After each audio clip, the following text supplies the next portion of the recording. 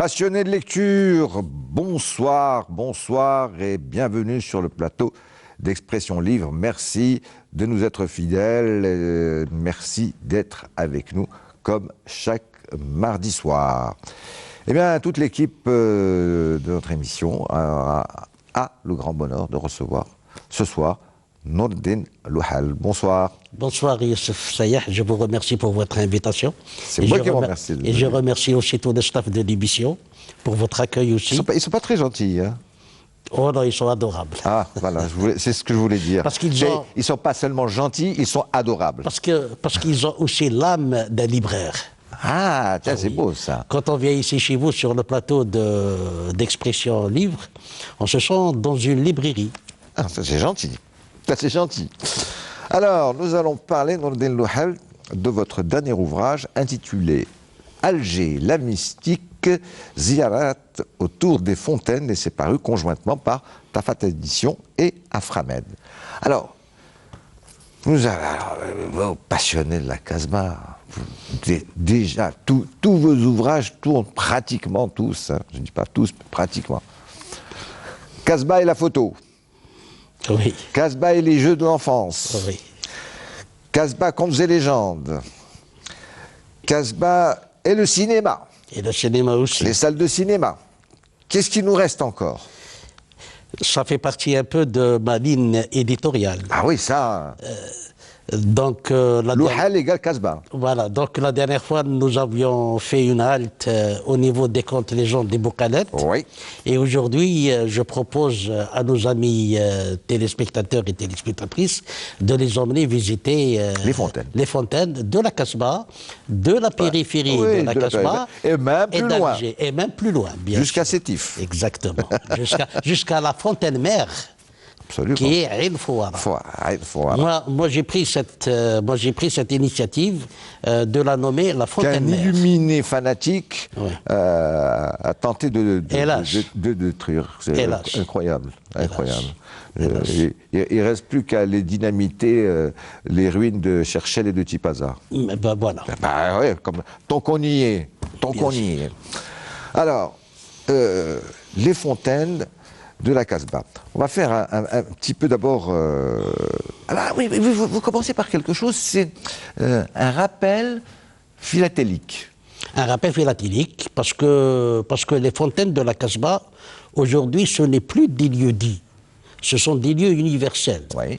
Parce qu'il y avait d'abord la fontaine de Ain Berjebah. Moi, j'ai toujours dit que si la Casbah devait avoir une capitale... Avant qu'on aille dans le détail des Non, un petit détail. Oui. Moi, j'ai toujours dit que si la Casbah devait avoir une capitale, ça serait Berjebah. Et il y a déjà la fontaine de Berjebah qui a franchi nos frontières grâce au poème de Mustafa Toumi Rabbi Rahmou, Subhanallah Liyaltif, où le Hajj Mohamed Al-Anqay, il dit Fi Berjebah Nahlef.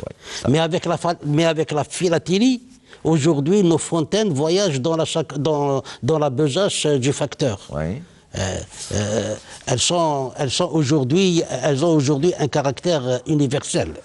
Alors, Nourdine Louhal. Oui. Qu'est-ce qui s'est passé là? Je tape du pied, parce qu'on est tellement amis que je peux me permettre... Il n'y a pas de souci. Vous parlez de 2008, 4 timbres ont été émis par la poste algérienne, n'est-ce pas, par Algérie Post. Algérie Post. 4 timbres sur 4 fontaines. Et d'ailleurs, ce qu'on appelle le dessinateur graveur, c'était Ali Kelbouch. Qu'on ne présente plus. Qu'on ne présente plus. Et alors là, je m'insurge. Parce qu'il y avait déjà eu en 1984 3 timbres. Lesquels? Ah, eh bien vous allez les chercher. Ça c'est une émission de 2008. Hein. C'est une émission de 2008 que j'ai trouvée. Oui. Et il y a 3 autres timbres qui ont été émis en 1984. Et le dessinateur graveur était, ce qu'on ne présente plus non plus, Mohamed Temam. Mohamed Temam, oui. Donc ça fait en réalité 7. 7.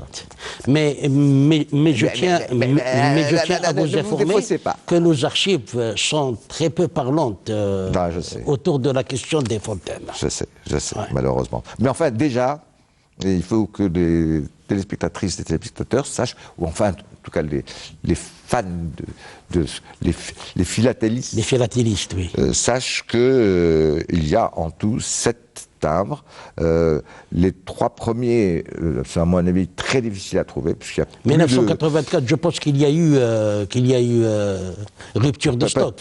Oui, mais en plus, c'est ma banane, c'est que malheureusement, je ne connais pas de magasin de philatélie à Alger, par exemple. Il n'y a pas de magasin de philatélie. Il n'y en a pas. Non, c'est des initiés, c'est des... Oui, c'est toi. Voilà. Peut-être qu'au niveau de la rue Al-Arabi Ben Mehdi, il y a toujours des monsieur qui vendent des timbres postes. Qui vendent quelques... C'est-à-dire qu'ils ont appris à vendre des livres d'occasion, mais il faut qu'ils apprennent aussi à ouvrir les albums, de timbres. Il y a de par le monde, dans des capitales, ce qu'on appelle le marché au timbre. Le marché au timbre, oui. Non, mais ça... Mais peut-être qu'avec l'ouverture du musée de la Poste, peut-être que ça ira mieux. Oui, oui.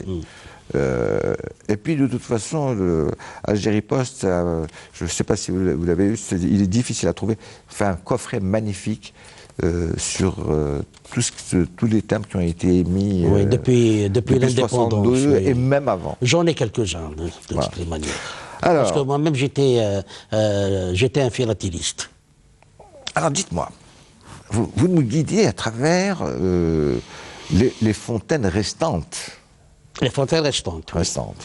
Ça c'est, je dirais, le parcours de Nour-Eddin Louhal à travers la Casbah, Alger, sa périphérie, comme on l'a dit tout à l'heure, jusqu'à Stif.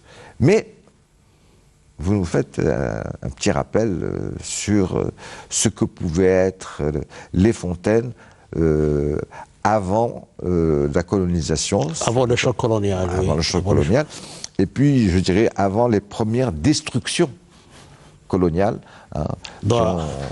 Il y a des fontaines qui ont échappé à la fureur des fontachiens. C'est le cas de la fontaine de la Calovin, qui a été transférée de l'Amirauté aux environs de l'avenue d'Angor, à l'extrémité de la route boutonnière, et aujourd'hui elle a fini son itinéraire au niveau du parc de la Liberté, l'ancien parc de Galan. Elle est accolée à flanc du musée des arts islamiques. Pourquoi vous dites dans votre essai, c'est difficile à définir, hein, parce que c'est un guide, c'est un essai, c'est une promenade, c'est une ziara, c'est un peu tout, mais c'est de la poésie aussi.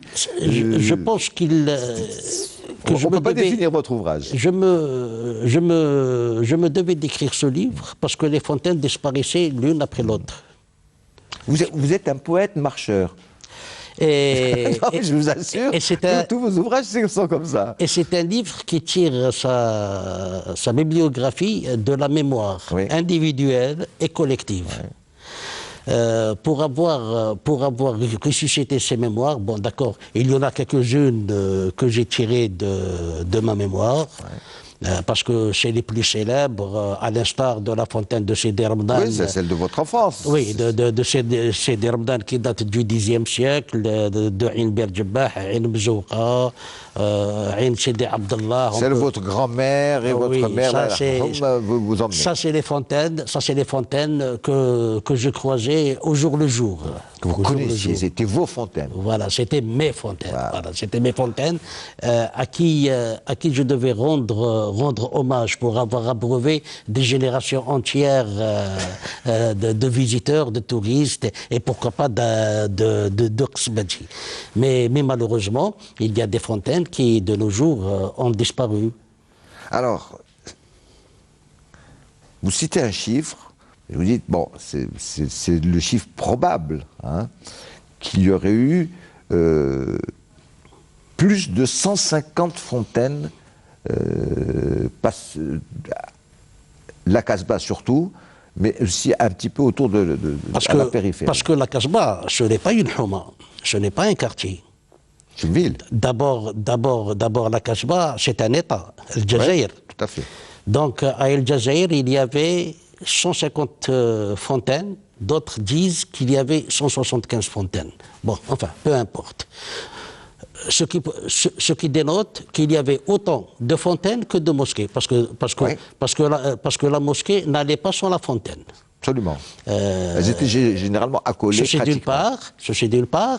Et Georges Marchais, il disait qu'il y avait une douzaine de fontaines à la Casbah, ce qui était faux.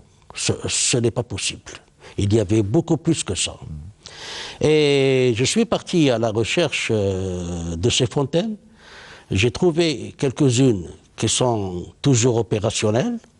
D'autres, par contre, sont passées sous le goudron. Sont passées dans le cadre des travaux d'embellissement, de voirie. Mais pour avoir trouvé ces fontaines, il m'a fallu l'apport du voisinage. C'est ça. Alors, vous avez aussi les derniers témoins, c'est-à-dire... Les derniers témoins. Des gens âgés qui se souviennent. Il y a des fontaines qui sont passées sous des magasins. Des magasins ont été construits sur des fontaines. Oui, directement. Il y a des maisons individuelles qui ont été érigées sur des fontaines. Et aujourd'hui, le danger, c'est que plus personne ne sait où va cette eau. Ben oui.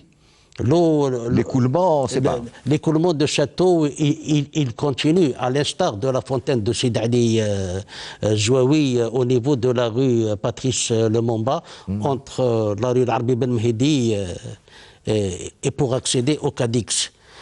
Il y a beaucoup d'eau qui s'écoule. Le propriétaire a fait une proposition pour que cette eau soit dirigée vers la mosquée Ibn Badis. Bon, je ne sais pas depuis ce qui est advenu de cette eau, mais en tout cas, il y a une eau extraordinaire qui se perd dans la nature. Alors, qui dit eau, dit obligatoirement, il faut bien l'amener, cette eau, vers les 150 ou 175 fontaines. Ah oui. Il parle de aqueduc. Il y avait des aqueducs. Il y a l'aqueduc de Ain Zebouja qu'il ne faut pas confondre avec le quartier de Ain Zebouja, en dessous du quartier des deux entités à la Scala d'El Biar. Mais l'aqueduc de Ain Zebouja, c'est celui qui était à Ben Aknoun. À Ben Aknoun, il y a aussi l'aqueduc de Hydra, le vol d'Hydra. Et il reste à peu près 80 mètres de cet aqueduc. Il y a l'aqueduc de Tilimli, l'aqueduc de la rue L'Habib Ben Mehdi qui a disparu, et l'autre aqueduc où poussent les broussailles au niveau de l'oued Knis. Oui. De l'oued Knis. Et il reste peu de choses de ces aqueducs aujourd'hui. Ça n'a pas été préservé du tout. L'aqueduc de Bab el-Oued, il reste la trace de Eugène Fromentin. Oui. Son tableau. Donc c'est à partir de ces monuments qui flirtaient avec le ciel que l'eau a été acheminée vers la Casbah. Ce qui était formidable. Parce que toute cette eau, elle venait de Ben Aknoun, de Châteauneuf, à proximité du lycée Bouatoura, d'El Biar. El Biar, les 4 sources qui sont devenues les 7 sources, Seba Abar. Oui. Seba Abar, El Biar. C'est-à-dire, on passe du langage algérien vers le langage français. Seba Abar, cette source qui devient El Biar. El Biar. Donc, c'est toute cet îlot qui est gorgé d'eau au niveau de l'ancien quartier Jean Jaurès. Et cela va ainsi jusqu'à la citadelle d'Alger, et de la citadelle d'Alger vers Zoujayoun, dans la basse Casbah. Zoujayoun dans la basse Casbah, qui est très célèbre pour ces deux Zoujayoun mythiques, aujourd'hui qui ont disparu. Il ne reste que la fontaine de Ain el-Shara'. Ain el-Shara' qui est accolée à flanc de la mosquée de Ali Betchin. Donc, autant El Biar était une éponge, autant Zoujayoun était l'endroit où toute cette eau s'accumulait. Voilà. Alors. Et c'est pour ça qu'il y a eu, des comment on appelle ça, des réservoirs au niveau de l'esplanade de Kitchawa. Il y avait beaucoup de réservoirs pour collecter toute cette eau, parce que à l'origine, les gens d'El Jazeera ne souffraient pas de disette. Il n'y avait pas de coupure d'eau. Parce que toutes les maisons de la Kasbah, enfin presque toutes les maisons de la Kasbah avaient leur djib. Leur djib qui est un réservoir. C'est ça, une sorte de citerne. Pour la collecte des eaux pluviales. C'était, comme dirait une consoeur, c'était déjà le progrès. C'était déjà une technologie. Et en plus de ça, il y avait des puits. Donc les gens d'El Jazaïr n'ont jamais souffert de l'eau. Du manque d'eau. Alors, vous citez un Grandet qui a été peut-être celui qui a fait le plus pour qu'il y ait justement non seulement une répartition... Il a construit une douzaine, oui. Une bonne répartition du réseau hydrique sur la Kasbah et la base Kasbah. C'est Ali Pacha. C'est Ali Pacha. Il en a construit une douzaine, oui. Une douzaine. Oui. Et puis Alger avait beaucoup de chance. Indépendamment de ce que nous venons d'énumérer, Alger a bénéficié de l'apport des Morisques. Alors, justement, moi j'ai beaucoup lu des documents, des ouvrages d'historiens, de sociologues, de chercheurs, plus ou moins néophytes, mais très sérieux, qui disent qu'en réalité, tout le réseau hydrique, tous les grands ingénieurs de l'hydraulique qui ont fait un petit peu ce qu'était la Kasbah, qui est devenue une ville qui ne manquait jamais d'eau, ça a été en réalité l'apport de ceux qui sont venus d'Andalousie, qui eux connaissaient parfaitement bien. Ils avaient la technologie de la captation d'eau, voilà. chose que les autochtones n'avaient pas. Les autochtones avaient des sources. Avaient des sources qui coulaient de sources. Ils avaient de l'eau qui coulait de sources. C'est ça, ils allaient chercher à la source. Voilà. Mais le Morisque, quand il est venu, il a embelli la fontaine. Il a embelli la fontaine à l'aide de stucs, de pierres, de mosaïques. De mosaïques. Donc, ils ont donné, comment dirais-je, une âme à nos fontaines, une âme. Et ces Morisques, non seulement ils étaient experts dans la captation d'eau, mais encore ils étaient aussi experts dans la recherche de l'eau. C'est ça. C'était des sourciers. Voilà, c'était des sourciers, à l'instar de l'Ma'alem Moussa et son fils, qui ont réalisé aussi la fontaine du Hamma, la fontaine du marabout, le guérisseur de fièvre, le Hamma Bouhamma. Voilà. Alors il y avait... On va revenir dans quelques instants là-dessus. Chaque fontaine avait une âme bien spécifique, avec, bon maintenant malheureusement, soit ça a disparu, soit elles ont été cassées, enlevées, d'aucuns par Vous parlez des épitaphes religieuses. Absolument. C'est des épitaphes religieuses qui ont été traduites de l'arabe vers le français par le professeur Collin. La plupart de ces inscriptions, j'ai pu le vérifier. L'essentiel de la cale au vin, de la fontaine de la cale au vin, elle y est encore au-dessus de la fontaine. Mais pourquoi sur d'autres fontaines parce que je pense que sur les 150 ou 175 fontaines qui existaient, chacune avait une plaque. Et c'était la mode de l'époque, parce que celui qui passait et qui s'abreuvait, qui les a enlevés, voilà, il devait disait... Ah non, attendez. Il y a d'abord l'acte de sauvegarde, oui. Mais il y a aussi, il ne faut pas se voiler la face, il y a aussi le pillage. Alors voilà. Le pillage, on en arrive par exemple à Ain Bir Shbana. Mais qui a commencé à piller? C'est-à-dire, c'est les Français quand ils sont rentrés, ou pas seulement? Pas seulement les Français. pas seulement les Français. La plaque de Bir nos locaux l'ont fait aussi. Bir Shebana, la disparition de la plaque, elle est tout à fait récente. Pour ceux qui ne connaissent pas Bir Shebana, c'est au niveau de la rue, c'est des Deris Hamidouche, l'ancienne rue de la Casbah, où il y avait une séquence du film Pépé le Moko. Et bien la plaque, elle a disparu par magie. Elle reste, voilà. Substitution. Par substitution. Il reste toutefois celle de Sidi Ramadan. Voilà. Et alors qu'est-ce que disaient ces plaques? C'est des douas, c'est des louanges aux généreux fontainiers et à celui qui a ordonné la construction de cette fontaine. Les textes existent encore. Les textes existent encore. Il y a encore plus. Il y a encore plus, je trouve. Enfin, vous en citez quelques-unes.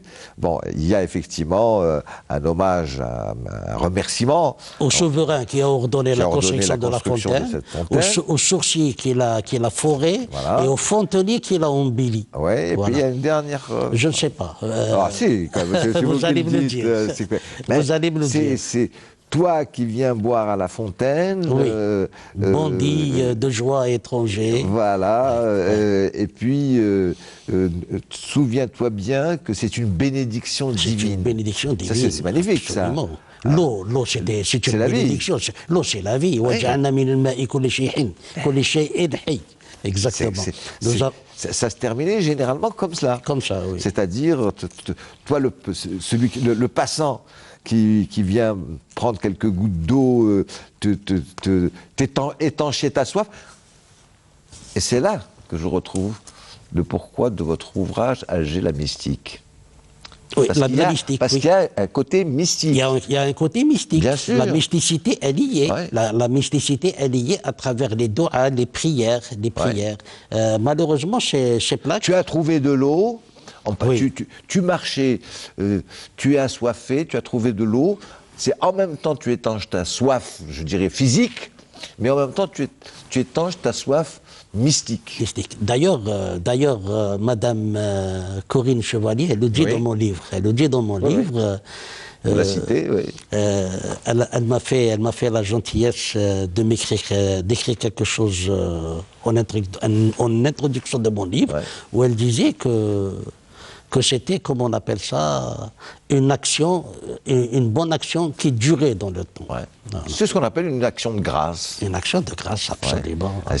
Parce qu'au début, je me suis dit, bon, quand j'ai commencé votre ouvrage, je lisais le titre, je me suis dit, mais pourquoi Noureddin Louhal intitule ça Alger la mystique? Alger la mystique, pas égard aux épitaphes religieuses qui ont été traduites par le professeur Colin. Parce que c'est vrai que c'est... Mais quand il y a ces plaques, et puis ces fontaines, quand il y en avait beaucoup, hein, bon, pour la personne qui disait, devait vaquer à ses occupations, ou tout simplement marcher, se balader, hein, ça rappelle quand même pour beaucoup ces fontaines où on vient étancher sa soif, où on vient, j'avais un côté ombrage, c'était un lieu de repos. D'abord, c'est des lieux d'amitié, de convivialité, de rencontre. Mais ça rappelle pas un peu les haltes soufis? Voilà, exactement. Ça rappelle. Absolument, absolument. Et puis l'un dans l'autre. La fontaine, c'était le bien-être et l'intermède des jeunes filles. Oui. Qui aimaient à se rencontrer, à discuter, à prendre des nouvelles l'une de l'autre. Voilà. Alors il y a quelque chose aussi qui est très beau dans toutes ces fontaines... Oui, allez-y, pardon. Non. Dans le Louhal, c'est comment il y avait cet ordonnancement de civilité quand les femmes allaient chercher l'eau à la fontaine. C'est-à-dire qu'on faisait la chaîne avec un énorme respect. Et vous employez un mot que j'aimerais que vous... Le mot. Le mot, c'est-à-dire c'est... Allez-y, rappelez le mot. C'est la civilité, c'est-à-dire... La civilité. C'est un livre qui a pris 2 années de ma vie Je l'ai commencé en 2000. C'est-à-dire qu'on ne se disputait pas comme des... Non, on ne se chamaillait pas. On se chamaillait pas. En disant, oui, non. Ou l'une prenait la place de l'autre, etc. Pas du tout. Pas du tout. On faisait la chaîne. On faisait la chaîne. Et avec respect. Et une chaîne, comment dirais-je, si je puis m'exprimer ainsi, il faisait bon de faire cette chaîne parce qu'en même temps que l'eau ruisselait, on est en train de discuter de choses et d'autres. On prenait des nouvelles de l'une et de l'autre. On se mettait au courant de l'actualité du quartier. Donc la fontaine, j'ai toujours dit que c'était un lieu convivial. Ouais. Et puis ces fontaines n'étaient pas abandonnées à leur sort. Elles étaient régies par Qaïd al-Ayoun. Alors, ça c'est extraordinaire. C'est-à-dire qu'il y avait une réglementation excessivement... Absolument. Et puis il y avait il y avait le biskri, ce porteur d'eau. Alors ça c'est autre chose. Ce biskri qui est venu chercher du travail dans la ville du Roumi, il alimentait les douérettes en eau. Mais à l'époque, n'était pas porteur d'eau qui voulait.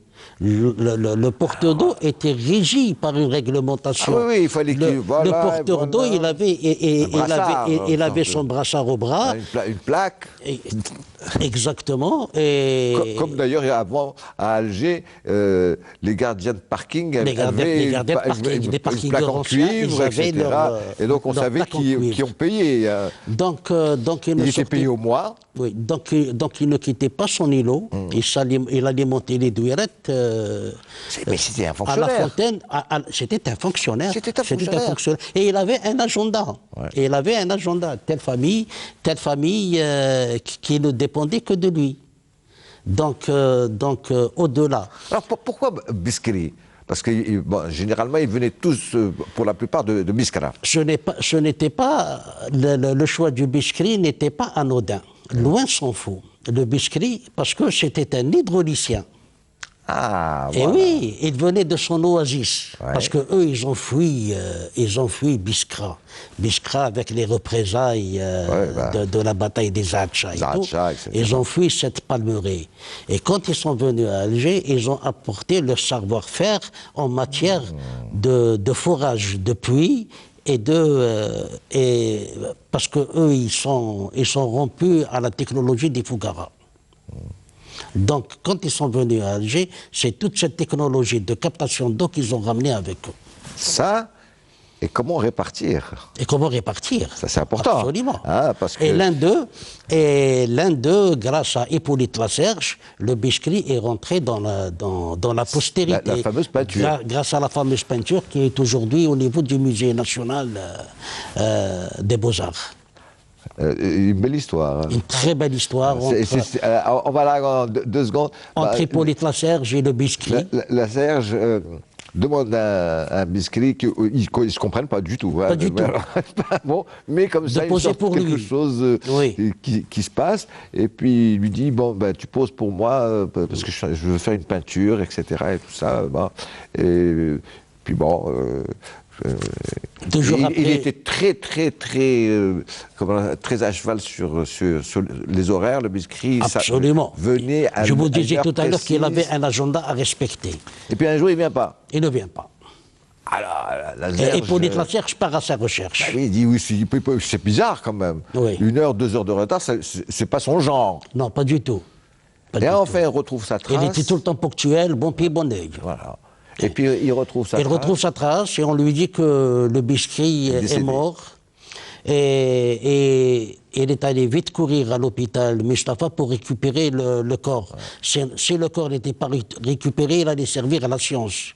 Ouais. Il lui a donné une sépulture digne et il a hérité en contrepartie de ses sceaux. Oui, il a hérité, voilà. Qu'il a gardé. Et qui ont disparu malheureusement. Et qui ont disparu malheureusement, bien sûr. Voilà. Alors ça, il y avait aussi les grabas. Oui. Il y avait les grabas qui offraient de l'eau comme ça, qui offraient de l'eau comme ça pour la gloire, pour la gentillesse, pour la générosité pour les assoiffés. Pour les assoiffés. Et il avait le graba, parce qu'il avait une outre, avec de l'eau, avec un peu d'huile de cad. C'est ça. Le Qatran, voilà. Et il offrait ça à tout bout de Générat. Voilà. C'est magnifique. C'est magnifique, oui. C'est pour vous dire qu'à l'époque, n'était pas porteur d'eau qui voulait, n'était pas Graba qui voulait, et la maintenance de l'eau, elle était planifiée. Très réglementée. Très réglementée. Alors, et malheur à celui qui vandalise. Ah oui, ça c'était... Parce qu'en même temps, J'ai lu une thèse doctorante, où la gestion de l'eau à cette époque, parce que j'ai eu la chance et le bonheur de voir les canalisations de l'époque, au niveau de Dar Sultan, au niveau de la citadelle d'Alger. les plans. Non, les canalisations. Les canalisations carrément. construites à flanc de mur.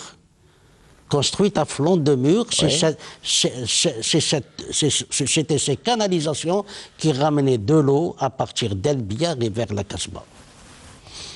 Ah, elles sont à flanc de mur. À flanc de mur, je les ai vues. J'ai pris même des photos que je ne peux, hélas, utiliser. Parce qu'à la citadelle d'Alger, on ne prend pas de photos, c'est interdit. C'est interdit. C'est interdit. Et il y avait aussi le système d'amphore. Un amphore. Et puis un autre amphore. Et l'eau circulait. Ah, d'accord. Et l'eau circulait. C'était extraordinaire. C'était quelque chose de magnifique, absolument. Alors, vous dites également autre chose, vous dites tellement de choses, non, vous nous expliquez quelque chose parce que, bon, on ne voit pas pourquoi il y aurait des bisqueries, c'est-à-dire des histoires, puisque pratiquement chaque pâté de maison, il y avait une fontaine à côté. Donc on pourrait se demander pourquoi tout d'un coup ce métier a existé. Vous en donnez l'explication. Vous voyez, parce que malheureusement, en 1775, il y a eu un terrible tremblement de terre à Alger qui a complètement fait sortir les canalisations de leur lit. Voilà. De leur lit. Donc, à ce moment-là, l'action du porteur d'eau était recommandée, essentielle et bénéfique pour les habitants de la Kasbah. Et puis, chemin faisant, le biscuit est devenu Walid Dar. C'est ça. Il est devenu Walid Dar. Il prenait le gâteau de l'Aïd, il prenait le café avec la doyenne. Voilà, c'est... Exactement. Walid Dar, il venait frapper à la porte. Voilà. Bon, il avait son petit quartier. Tout à l'heure, quand je vous parlais du Djoub, c'était le développement durable avant l'heure.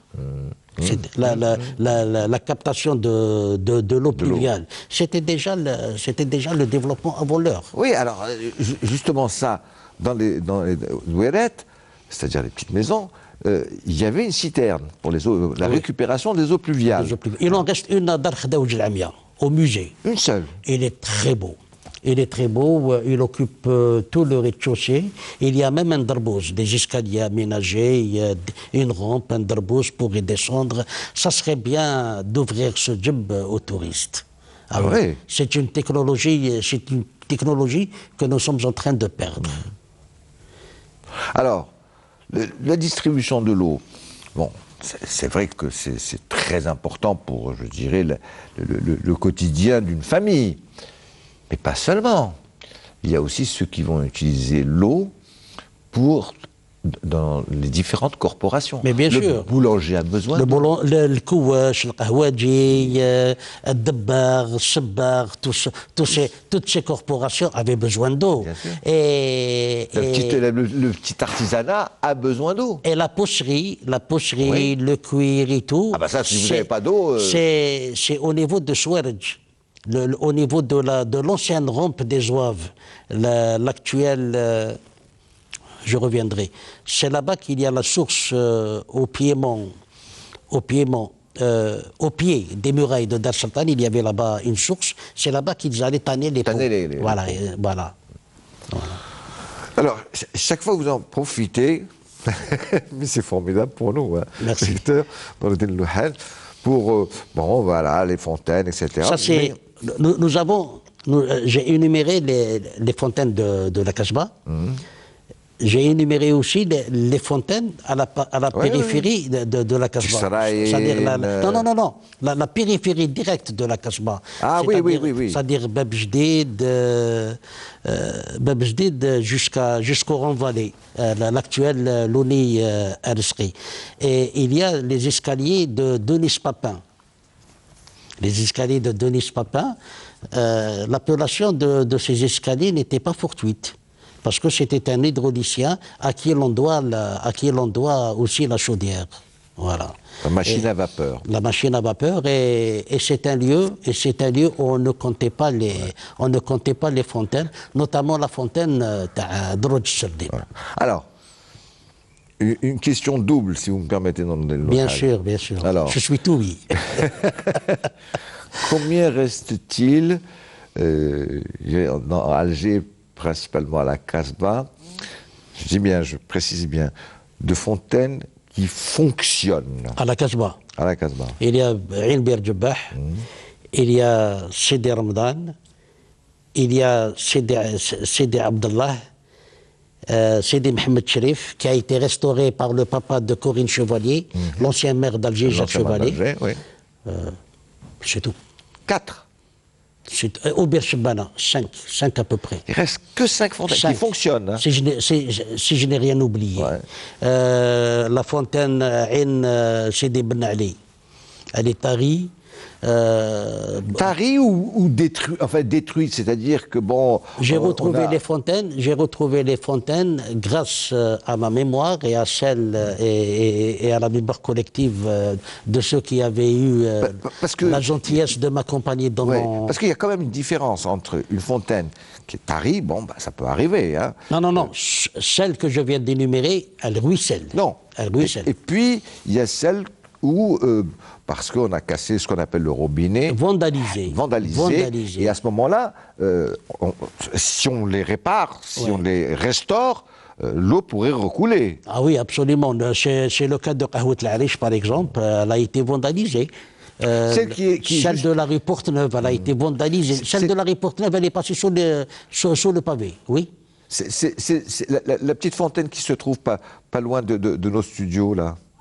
Vous en parlez? Non, ça c'est des fontaines qui ont été posées par l'ancien gouverneur d'Alger. D'accord. L'ancien gouverneur d'Alger. Il y en a une à votre niveau ici au boulevard des Martyrs. Il y a une autre au niveau de l'avenue de Pékin. Ouais. Et une autre à l'entrée du parc de la Liberté. Donc elle date des années 88, 85? C'était cette époque, oui. C'était cette époque. Quand il y avait le gouvernorat d'Alger. Quand il y avait l'expérience du gouvernement d'Alger. Elles sont belles, elles sont bien achalandées. C'est dommage que l'eau n'y est pas. Non, c'est l'essentiel. Alors c'est bizarre parce que, je vais vous dire franchement,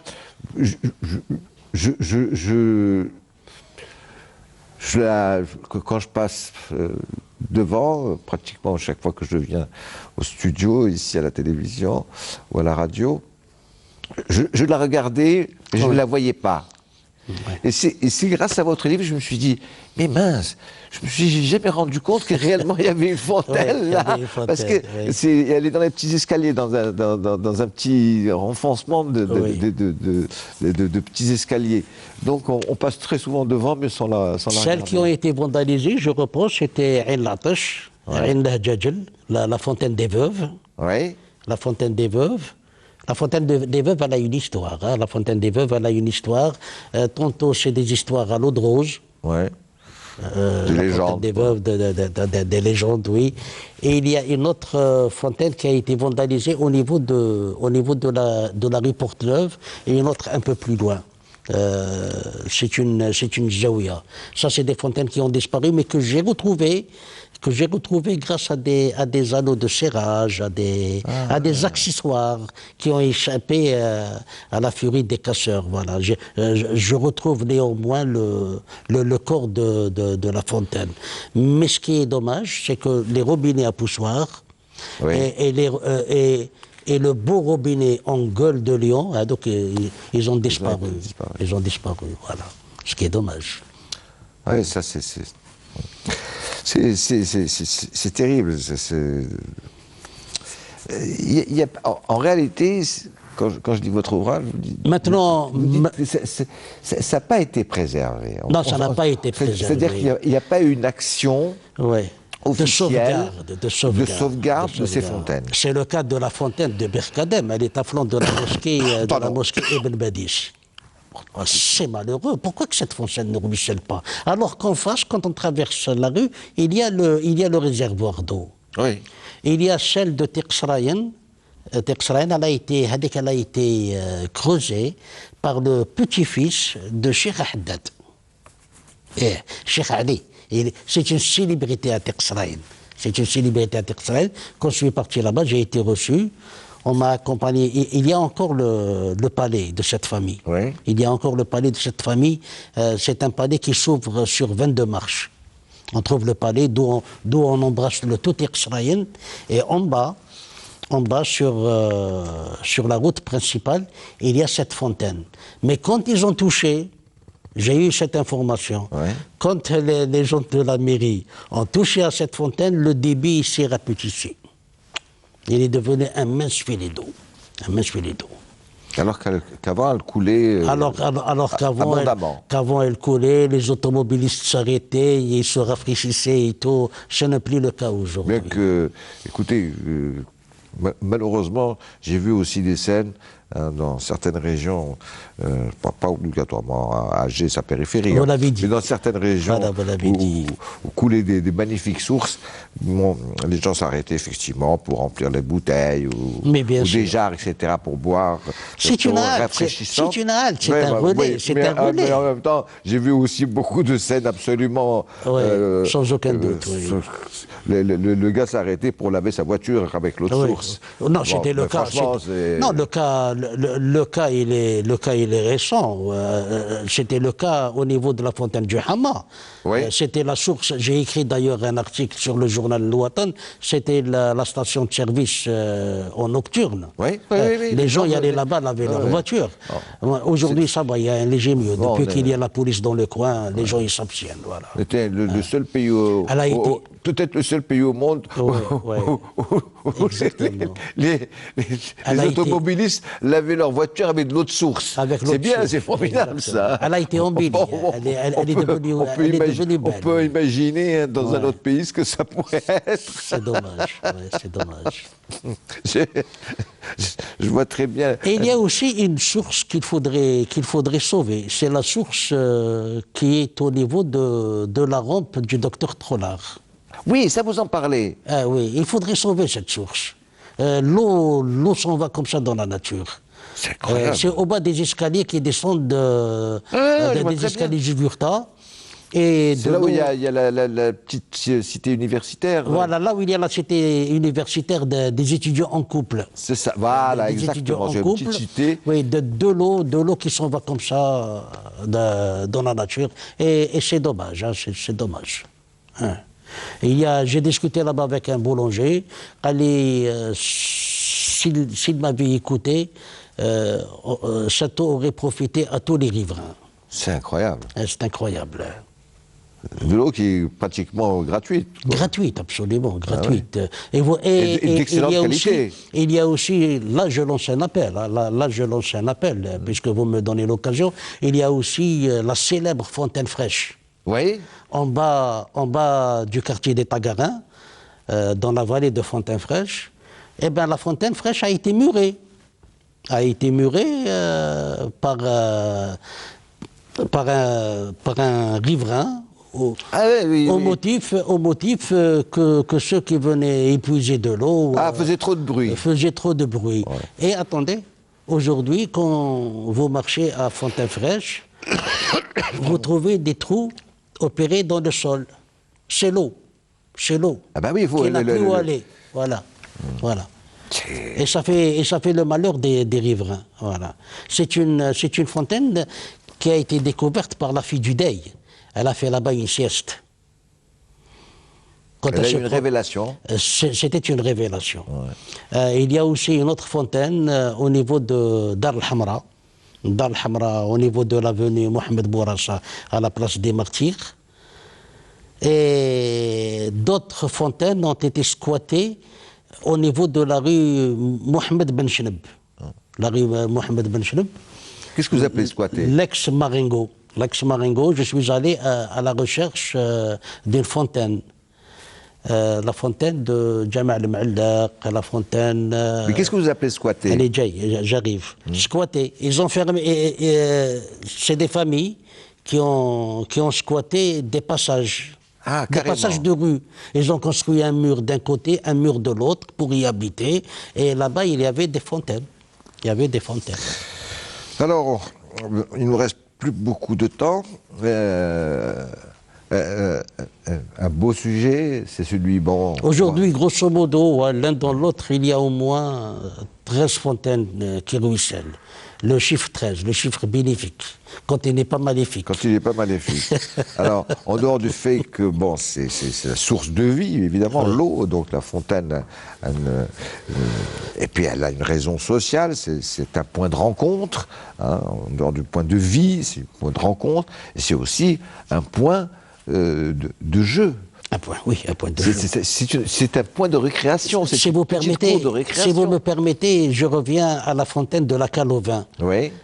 Au niveau du parc de la Liberté, il y a une fontaine en bas, une fontaine au palier et une fontaine devant le musée des arts.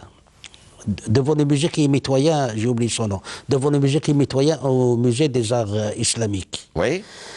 Et puis, il y a la fontaine de la Cale au vin. Ouais. Il faut que les gens sachent que c'était une zaouia, une mosquée, que le jour où elle a été profanée, elle a été transformée en cale à vin. Ouais, c'est ça. Et la fontaine, quand elle a été démontée, ils l'ont accolée à cette cale. D'où son nom, la cale au vin. La cale au vin. C'est très important.